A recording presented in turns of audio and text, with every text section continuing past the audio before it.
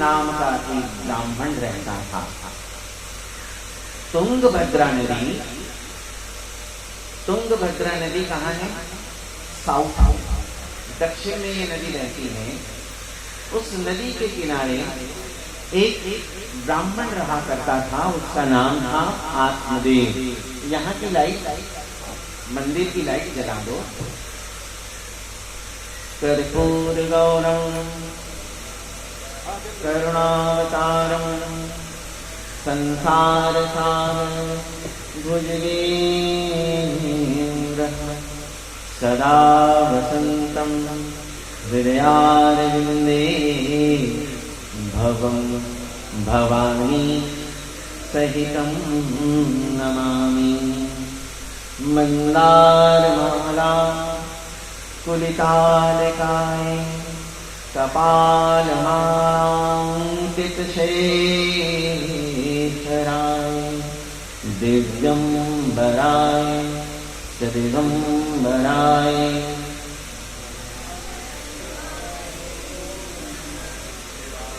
बोलिए आशुतोष भगवान शंकर की। तो तुंगभद्रा नदी के किनारे आत्मदेव नाम का एक ब्राह्मण रहता था। उसकी पत्नी थी धुंधली। ये कैरेक्टर है, ये चरित्र है, लेकिन ये चरित्र हमें और आपको शिक्षा देते हैं कि हम भी अपने जीवन में सावधान हैं, सचेत रहें, ईश्वर प्राप्ति के लिए हम भी प्रयास करें। तो आत्मदेव की धर्म पत्नी धुंधली गृहस्थ धर्म का पालन करते करते करते लंबा समय गुजर गया, वक्त निकल गया। ये नहीं संतान थे, इन्हें संतान सुख नहीं मिला था। तो इस वजह से आत्मदेव ब्राह्मण एक बार वन की ओर प्रस्थान करते हैं। वन में उन्हें कुछ साधु संत मिलते हैं। साधु संत आत्मदेव से पूछते हैं कि क्या बात है, आप परेशान नजर आ रहे हैं, आप विप्रवर हैं। तो आत्मदेव कहता है कि इतने वर्ष विवाह के हो गए, मुझे संतान सुख नहीं मिला है, जीने का मेरा कोई उद्देश्य नहीं रहा। मैं चाहता हूं कि अब अपने जीवन को समाप्त कर लो। आत्मदेव की निराशा मेरी बातों को सुनकर वे ऋषि महात्मा बोलते हैं, अरे संतान सुख तुम्हें नहीं मिला, तो इसके लिए इतना दुखी होने की क्या आवश्यकता? बोले ये तो तुम्हारा प्रारब्ध है, भला हो तुम्हारा कि तुम अपने हाथों से ही अपना सब काम कर लोगे। बोले महात्मा, आप लोग सिद्ध योगी, आप लोग ज्ञानवान, आप लोगों के लिए ऐसा कहना बड़ा आसान है, लेकिन मैं तो सांसारिक हूं, मैं तो गृहस्थ धर्म का पालन कर रहा हूं। अरे आप क्या जानिए पुत्र का सुख क्या होता है। फिर इसे समझाते हैं आत्मदेव को, हम सही कह रहे हैं, ये जरूरी नहीं है कि पुत्र ही तुम्हारा श्राद्ध करे, पिंडदान में तभी तुम्हें सदगति मिले, ये आवश्यक नहीं है। आत्मिक तो जीते जी अपना पिंड दान करता है। पिंड मतलब शरीर, शरीर का दान सत्कर्मों के द्वारा।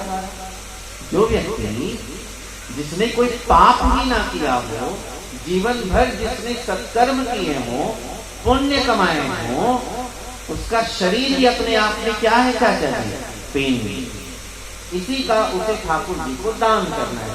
तो ये तो तुम जीते जी कर सकते हो, इसके लिए तुम्हें पुत्र की जरूरत हो, हम ये नहीं मानते। अरे पुत्र होगा, तुम्हारे भीतर पुत्रैष्णा पैदा होगी। पुत्रैष्णा, पुत्र के लालन पालन के लिए तुम्हें संसाधन चाहिए होंगे, इससे तो अभी बच्चे हो। अब तो ज्यादा अच्छा हो कि तुम पुत्र की कामना मत करो।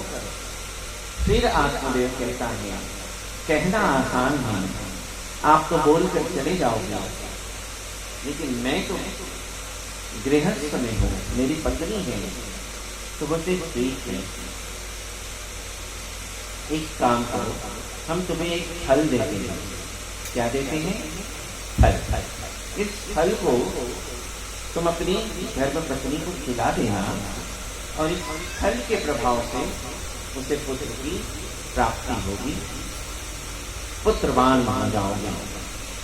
आत्मदेव ब्राह्मण साधु संतों को प्रणाम करके ईश्वर को धन्यवाद देता हुआ कहाँ आता है? घर। अपनी पत्नी धुंधली को वह फल देता है। ध्यान से सुनिएगा, अपनी पत्नी धुंधली को वह फल देता है। अब ये जो धुंधली है वो स्वभाव से अच्छी नहीं थी।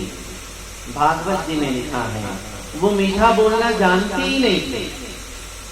कर्कशा, कर्कशा मतलब जिसकी आवाज सुनने में प्रिय ना लगे, जो हमेशा कठोर बोले, जो हमेशा कटु वचन बोले, ऐसी कर्कशा। यहां भी मुझे कबीर जी का वो दोहा याद आ रहा है, ऐसी वाणी बोलिए मन का आपा होए, औरन को शीतल करे आप शीतल होए। आत्मदेव की धर्म पत्नी बड़ा कठोर बोलने वाली थी धुंधली। फिर भी फल देने के बाद वो ये इस आशा में रहता है कि मेरी पत्नी ये फल खा लेगी और हमें पुत्र की प्राप्ति होगी। धुंधली को शास्त्र ने बुद्धि माना है, बुद्धि, और आत्मदेव हमारी तरह एक जीव। तो धुंधली उसे ग्रहण नहीं करती है। संयोग से उसकी छोटी बहन जो सगर्भा होती है, घर आई हुई होती है, उसकी छोटी बहन कहती है ये फल मुझे दे, मैं गर्भ में हूं, जब मैं अपने पुत्र को जन्म दूंगी उस पुत्र को तुम रख लेना और अपने पति से कह देना कि मैंने पुत्र को जन्म दिया है, तुम गर्भधारण का नाटक करती रहो। बोलिए श्री वृंदावन बिहारी लाल की जय हो। तुम सिर्फ ये नाटक करती रहो। अब ये जो धुंधली की छोटी बहन है वो मन का काम करती है। हमें देखिए पूरे प्रसंग किस तरह से हमारे आपके जीवन को कनेक्ट करते हैं। हमारे